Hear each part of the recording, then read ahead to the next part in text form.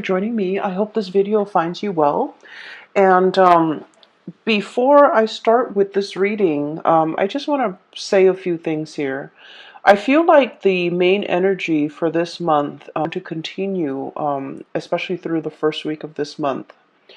And so, what Mercury retrograde does for you guys, and I'm seeing it here in this spread, is that it's going to make you walk down memory lane, okay? Not physically, but I feel like emotionally. It's going to drag up a few things from your past that you might not have reconciled with. And it's going to, I guess, like trigger some of those events, some of those circumstances in the past that you felt like things could have, taken a different turn. Things could have turned out in a different way. Things could have been different. Okay, so you're going to go through, especially the first week, through this period of like it's a slump. Okay, it's a walk down memory lane. It's going to evoke some of those feelings that might not be completely pleasant. Okay, so I guess the challenge for you guys for this month is to kind of like come to terms with them. And if it makes you uncomfortable thinking about it, just ask yourself, like, why is it making me uncomfortable? Why am I suppressing it? Why am I not, I guess, like, why am I not able to release it? Why does it make me feel comfortable every time it comes up? Okay. So I feel like you have some murky waters that you need to kind of like plug up your nose and just kind of brace for impact and just walk through. And once you go through that process of emotional purging, um, you're going to realize that, you know what, they're just thoughts, they're just words, they're just events in the past. They can't really hurt me anymore. The whole concept about discomfort is coming through. Discomfort, displacement, no longer being in an environment where you feel familiar, where you feel safe. Not that it's you're unsafe in a physical way, but it's sort of like you have changes that are brewing, you have changes that are coming. And so you kind of need to kind of purge this emotional past so that you can kind of move on and meet and face your future head on. Does that make sense? So the whole concept about discomfort comes up, and it's every time there's a thought, every time there's a situation, every time you think about a person, and if it triggers you in a way where you feel uncomfortable, you kind of need to ask yourself, why does it make me feel so uncomfortable? Does it reveal a weakness within me that I need to be aware of? Okay, because I do see that coming through. Does it reveal an aspect of myself that I might not have been made aware of? Does it reveal something about me that I need to come to terms with? Because a lot of the times when we're dealing with another person and our interpersonal interaction with another person, it reveals a lot about us, okay? And the things sometimes that we dislike or we find like repulsive in another person, if we dig deeper, I feel like there's some underlying, I guess, like similarities between that person and us that we want to kind of purge from ourselves, okay? And that's why these are like trigger points. And so realizing, why does that person make me feel so uncomfortable? Why was that situation so uncomfortable for me to think about? Will really help you. It's like you have an aversion for something, you don't want to think about it, but actually thinking about it, sorting through your feelings, sorting through how you feel about this situation, and what within you is being, I guess, like triggered or poked at or prodded at. Um, I'm sensing that it will reveal a lot to you about, letting go of this or purging this or really understanding yourself and why these things have been such trigger points for you in the past, okay? So I would say like the first week of March, it's not going to be completely I want to say smooth, okay? On the emotional front, I don't feel that it's going to be smooth frame of mind, and you're going to feel so much better, so much lighter, and the purging needs to happen in order for you to feel lighter. And I feel for many of you it is emotional purging. For many of you, it is like physically purging belongings, stuff that has accumulated, okay? Ways of dealing with people, or even like unhealthy coping habits that you've been resorting to as well. So I do feel like there's a lot here to be said about growth, about self-awareness, about really understanding yourself and realizing where your strengths and your weaknesses lie, so that you can work to fortify your weaknesses and you can work to enhance your strength. Okay, so it's all about self-care, it's all about self-awareness, it's all about, grooming the self in preparation for all the really wonderful good things that you have coming for you. So the way that I look at this reading, it seems like this, okay? Honestly, everything that is over here is phenomenal, okay? We do have these two cards that they're coming out very early on in the spread, so I feel like their energy can feel a little bit heavy. So these are emotionally heavy cards.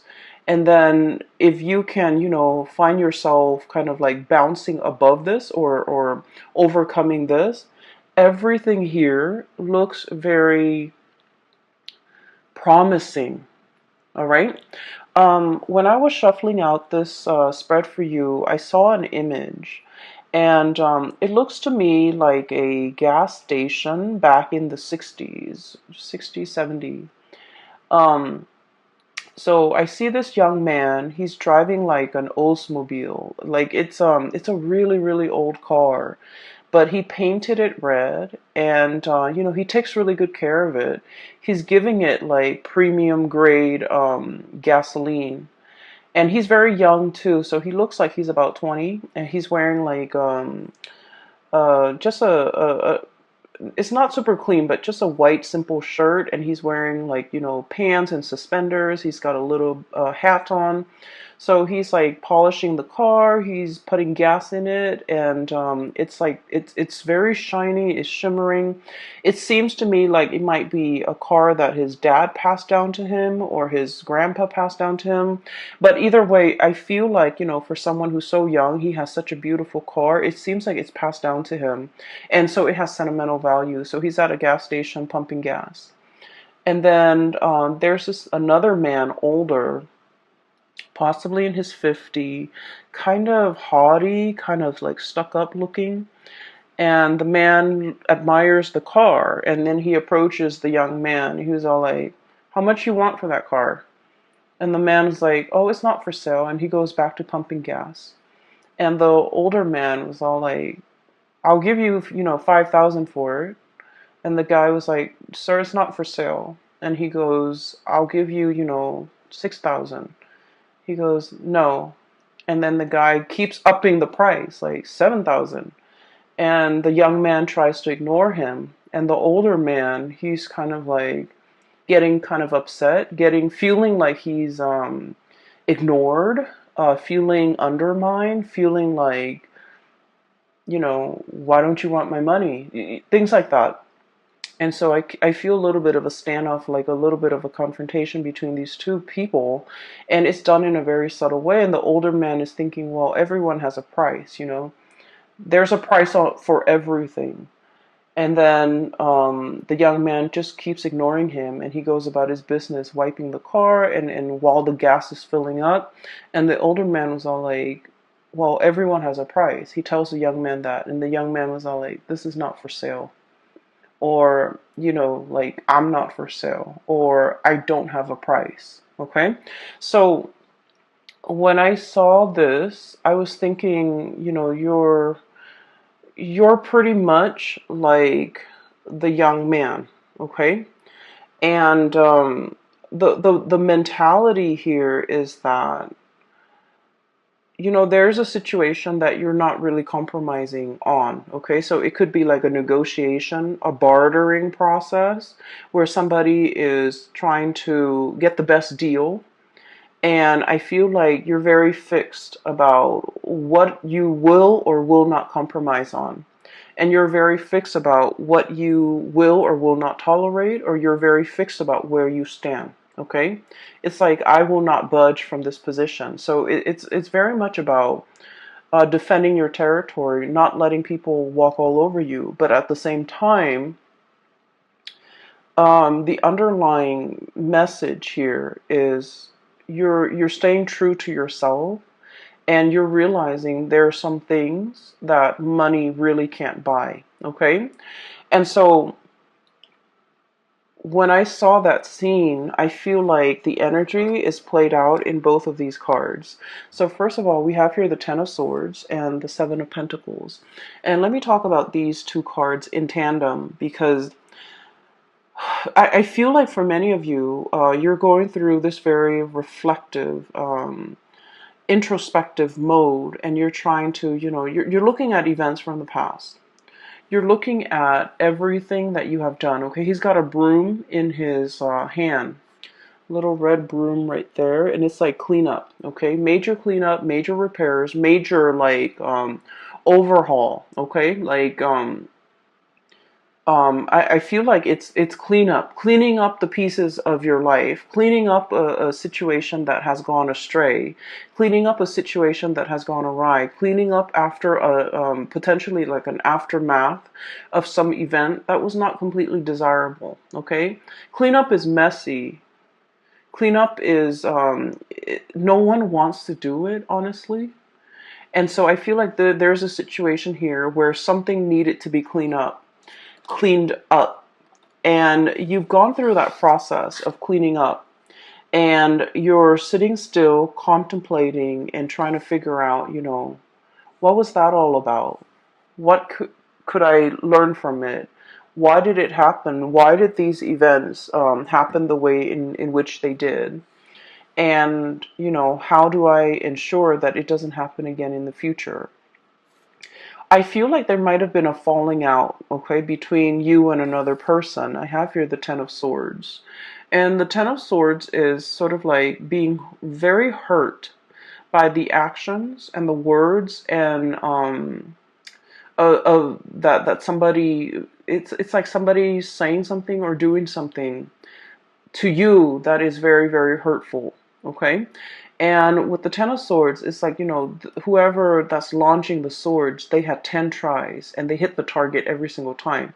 So it feels like it's very personal. It feels like very directed. And it feels like,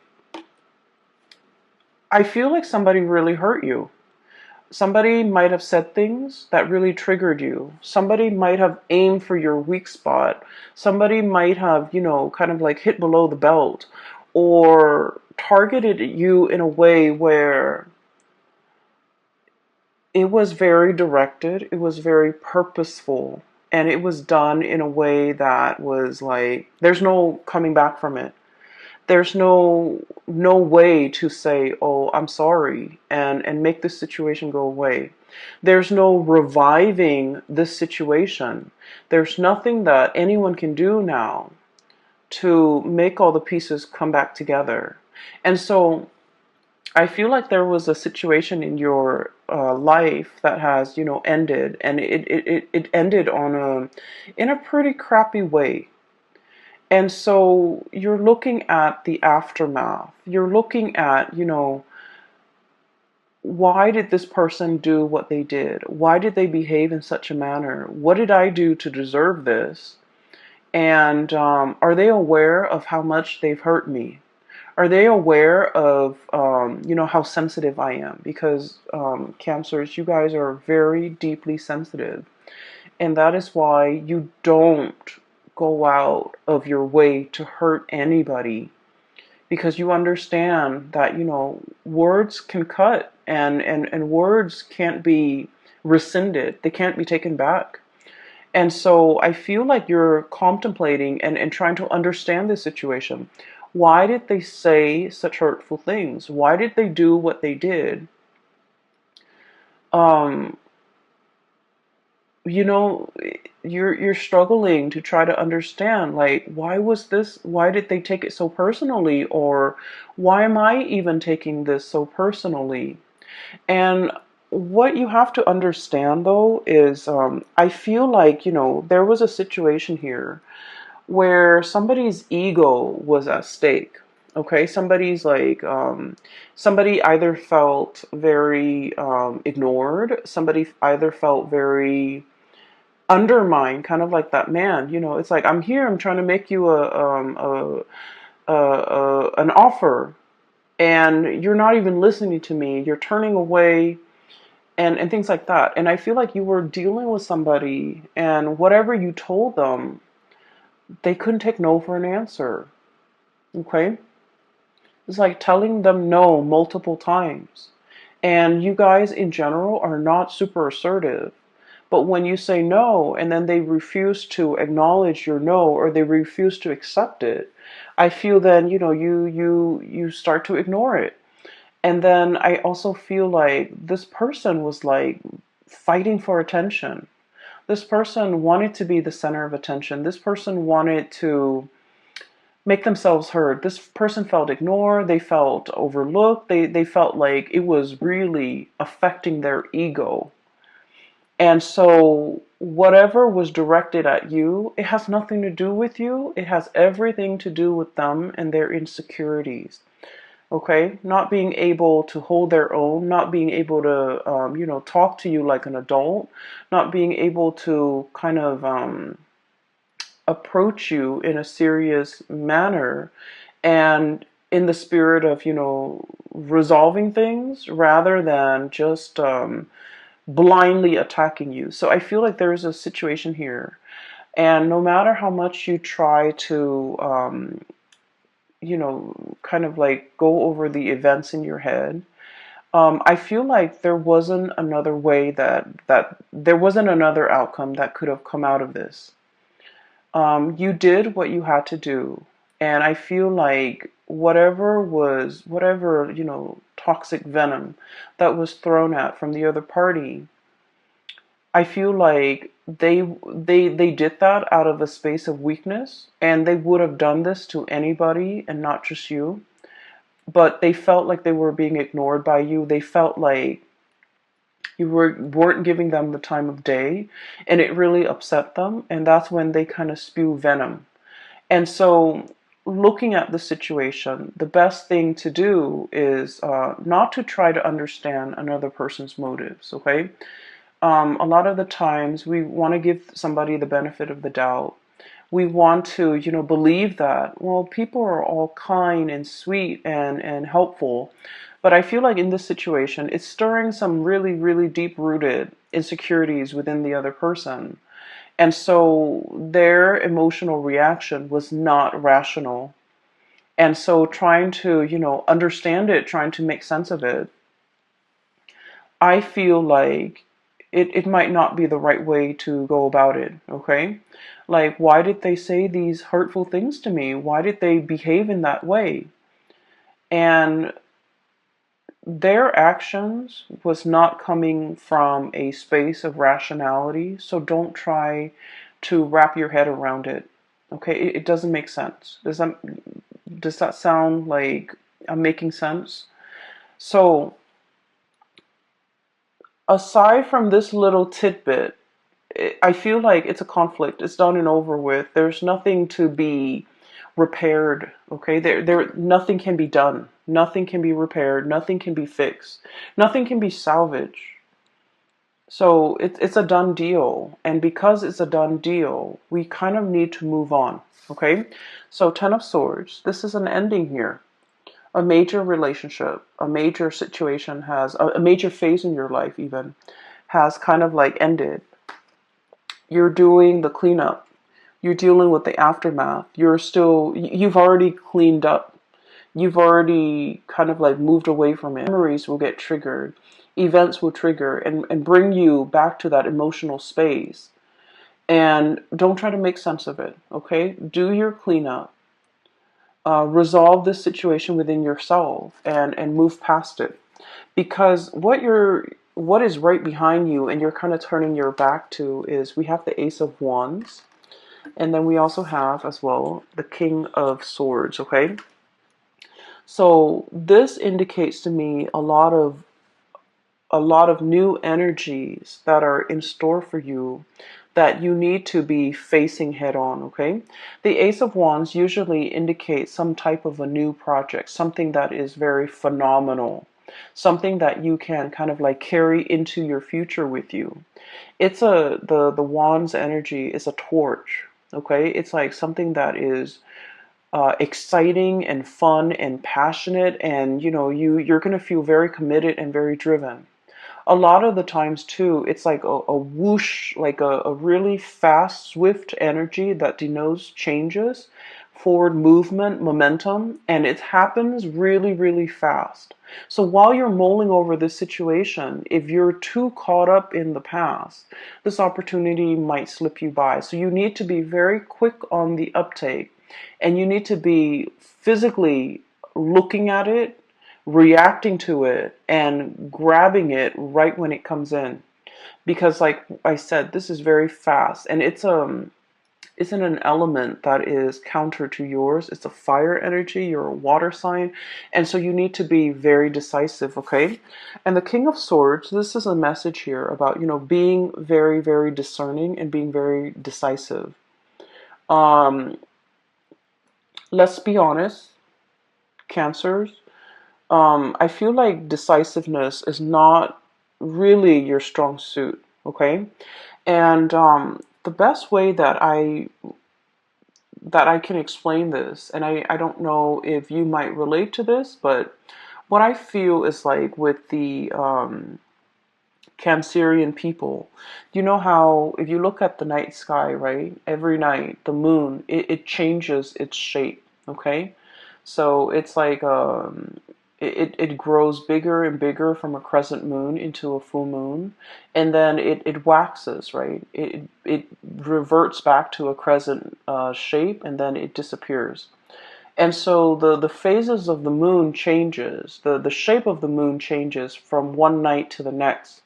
And I feel like with Cancerian people, you're ruled by the moon. That's your ruling planet. And it can be a little bit frustrating to really figure out what you want, to really be 100% sure about what you want. Believe it or not, other signs don't have the same problem. They're very decisive. They know with every fiber in their being what they want to do, what they want to say yes to, what they want to accept. But I feel like for you guys, figuring out that 100% certainty has been like an uphill battle. And I feel like even when you really want something, you're never 100% sure. And I feel like from one day to the next, your feelings, your emotions, your sense of decisiveness, it fluctuates. And so there might have been like a lot of opportunities where you're kind of like mulling things over, and then before you know it, the opportunity slips you by.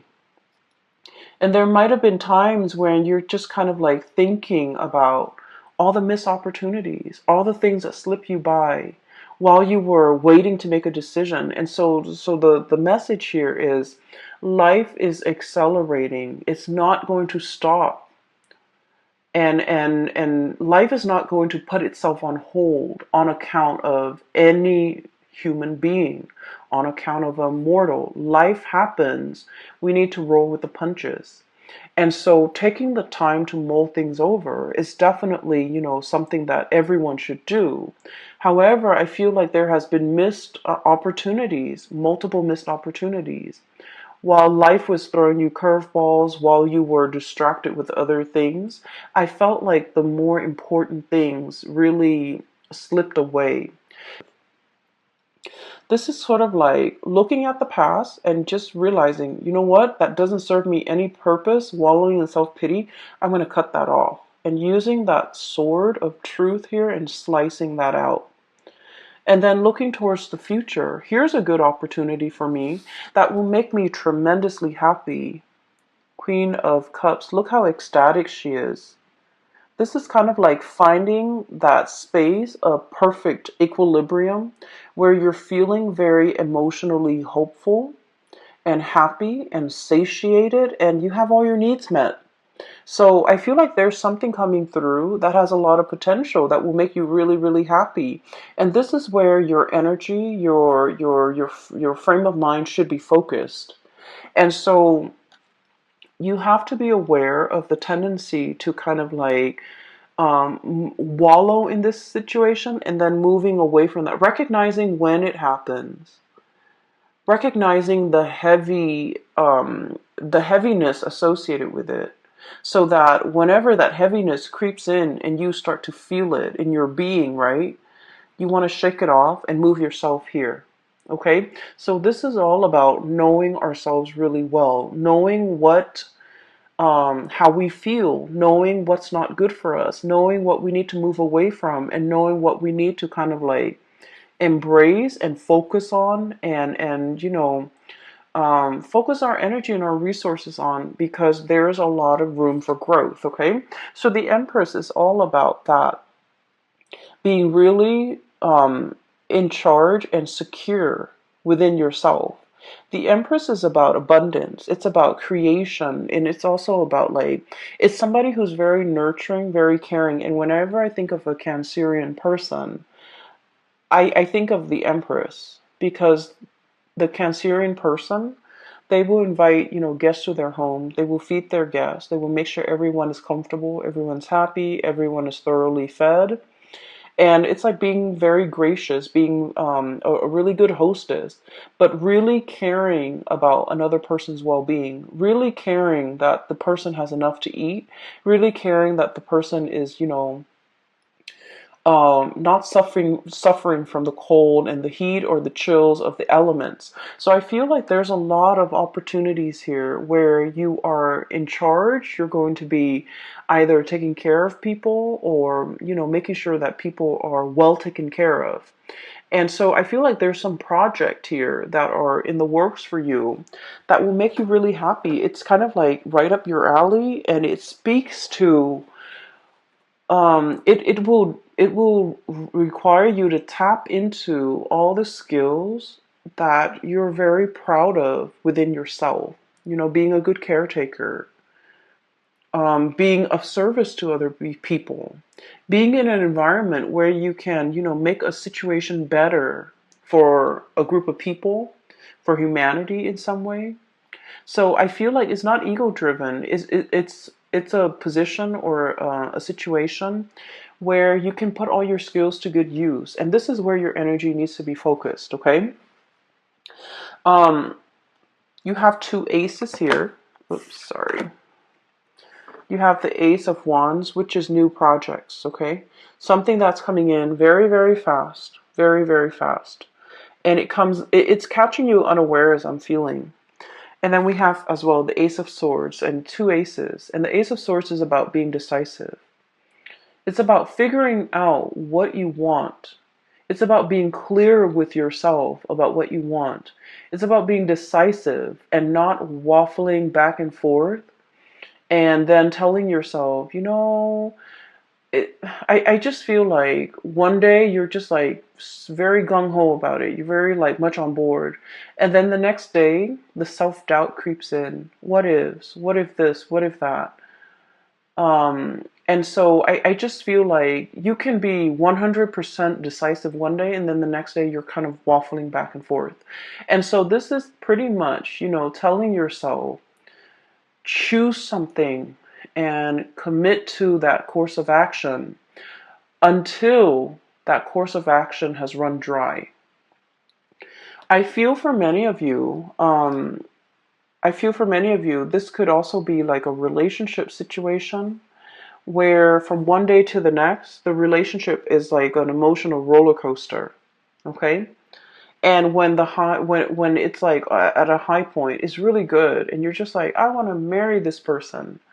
And then when the emotional, there's like an emotional dip, or when, there's like, it's at a low point, you're just like, I want to break off this relationship. And so things are very extreme, okay? Things are very like, much like from one day to the next is very extreme. And I feel like, your emotions, your feelings are change based on things that are you feel, though it's outside of your control. But what I'm sensing here is there are certain things that we need to be decisive about, okay? And there are things that we need to anticipate. Life is not going to be a bed of roses. I almost feel like, this energy about romanticizing things too much, wanting everything to be rainbow and lollipop. I feel like you're smart enough to understand that there are always going to be high and lows. Okay? But in the end, like at the end of the day, everything balances out. But I feel like for many of you, when the high is really high, you're kind of like caught up in that emotional high and you're trying to recreate it. And so when the situation hits an emotional low, you feel like you can't handle. You feel like you don't want to be in it. You feel like you can't handle it. And so what I'm sensing is when it's an emotional high, take it for what it is. And, understand that there will always be good days. There will be always be bad days. And don't let those bad days dictate how you feel. Don't let those bad days get you into a negative space. So emotional moderation is one thing, but also being realistic enough to know that there are always going to be ups and downs in life, at work, in relationships, in all your interpersonal dealings.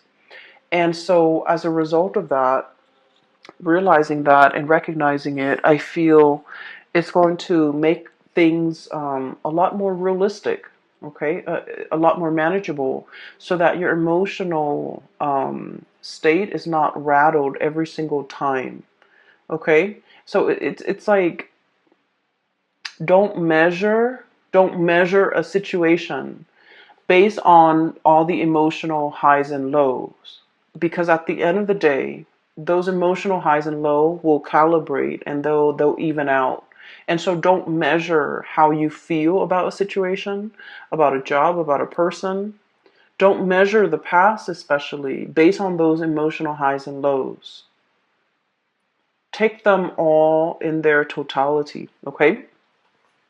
I do feel like there's going to be a lot of communication coming through. Okay, so we have here the messenger, Page of Swords. Okay, this is like somebody with envelopes, like physical mail that you are getting at your door. Okay, packages, mail, communication, emails, text messages, phone calls, and things like that. Keep your phone charged. Make sure that you're not missing anything. I also feel like there is an element here about reading something too fast and then shooting off an email and then finding out that the that you might have read something incorrectly. So really taking the time to scan those emails, to sit still and be, and diligently read everything that's included in that message, rather than what you want it to say, or rather than what you think it's saying to you.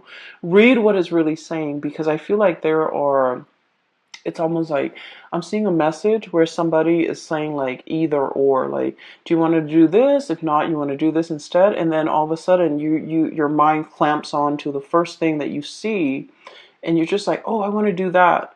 And then so I feel like, there's a fixity, like a fixedness when it comes to reading what you think you want it to say rather than what it's really saying to you. Okay.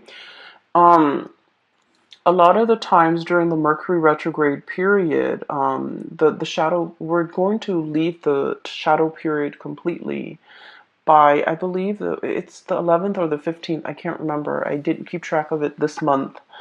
But what it does is that when the Mercury retrograde cycle is happening, Mercury, the planet that facilitates communication, mental processes, processing information, and so forth, is not in the sky. It's working its way backwards.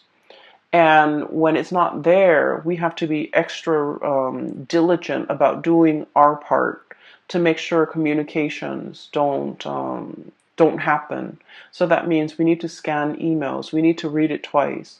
We need to make sure something is sent. We also need to make sure that we don't miss messages or important communication that's coming through. We also need to make sure that when we say something, we explain ourselves so that other people don't misconstrue what we say. And so I feel like it's a important time to, take that extra protective measure to make sure that you're reading what is really on the page, not what your mind wants to see. Okay?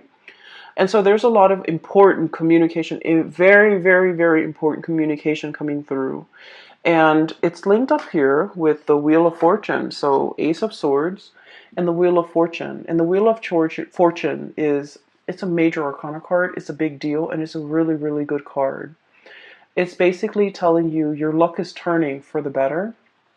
And it's basically telling you one major cycle of your life is coming to an end, and the wheel is turning so that something new is coming in. Okay, this is a major life changing type of a month for you, and you have a lot of executive decisions that you need to make. You need to be very decisive, and you need to verbally, I'm hearing this crowing of the rooster, you need to very, very physically, like verbally tell somebody how you feel. This could be like, no, leave me alone, or no, I'm not for sale, or no, this is not what I want, or no, this is something that I want.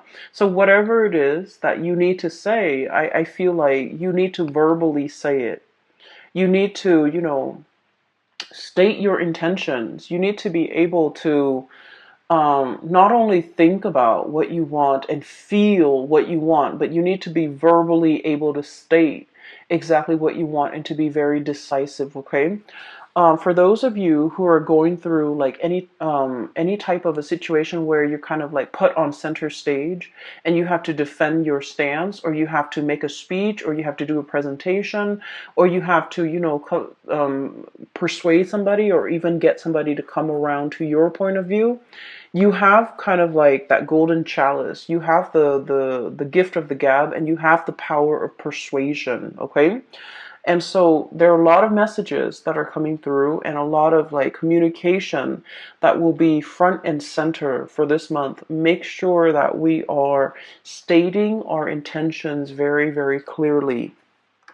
The last card that I do want to talk about here is, we have here the Seven of Wands.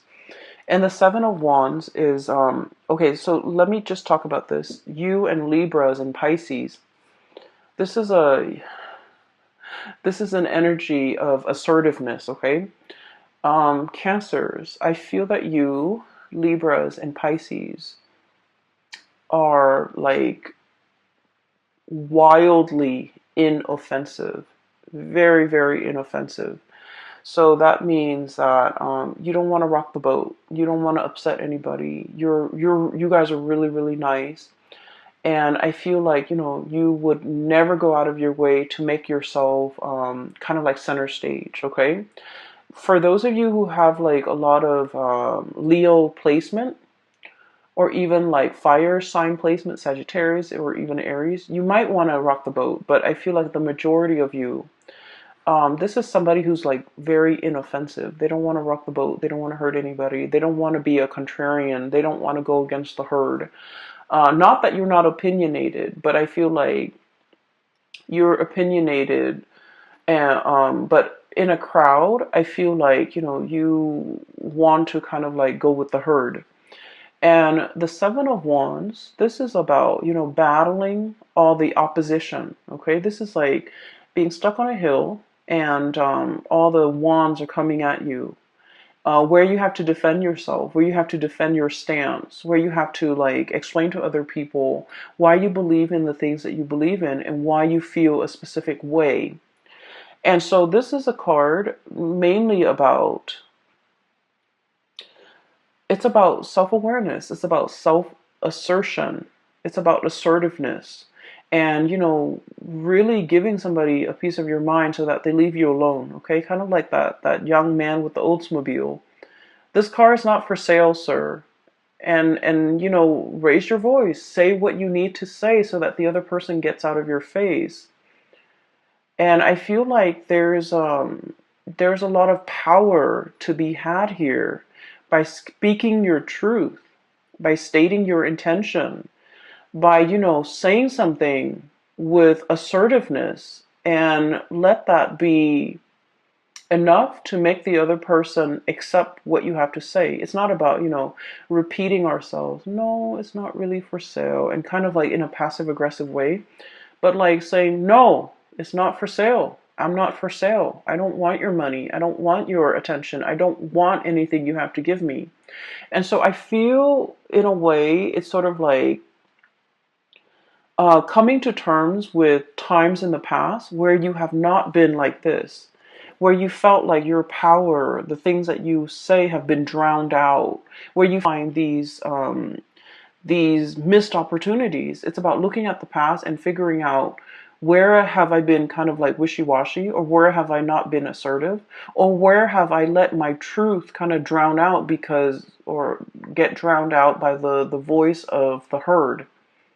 Okay, or where have I been really passive aggressive with people, and they kept pushing me, they kept encroaching upon my boundaries and my space, and they didn't leave me alone. What could I have done differently? And I feel like a lot of it is just this massive crowing, like stating your truth and being very firm. So sometimes it's not the things that we say, but the tone. Okay, so like having a very firm stance.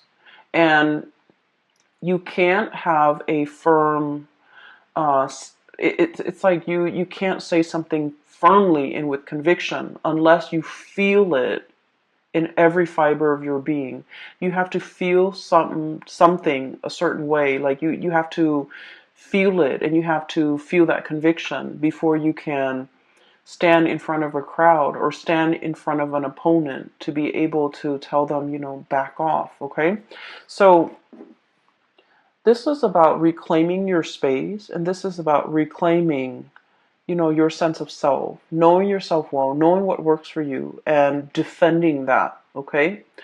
Um, I feel like for many of you, there might have been a relationship situation here where somebody might have said some mean things. Okay. And I feel like, there's no going back to it. Okay. Cancer, there's no going back to it. It's 10 of Swords here. And then Ace of Swords is about cutting off. It's a severance. It's done and over with. We can't really go back to it. Many of you have freed yourself from potentially someone who's like verbally abusive, and you're in a state where you're very happy. And I'm really glad to see this for you.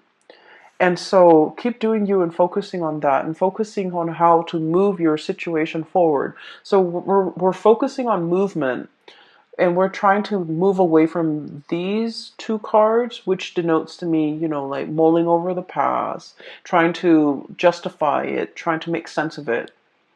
And you want to focus your attention here, okay?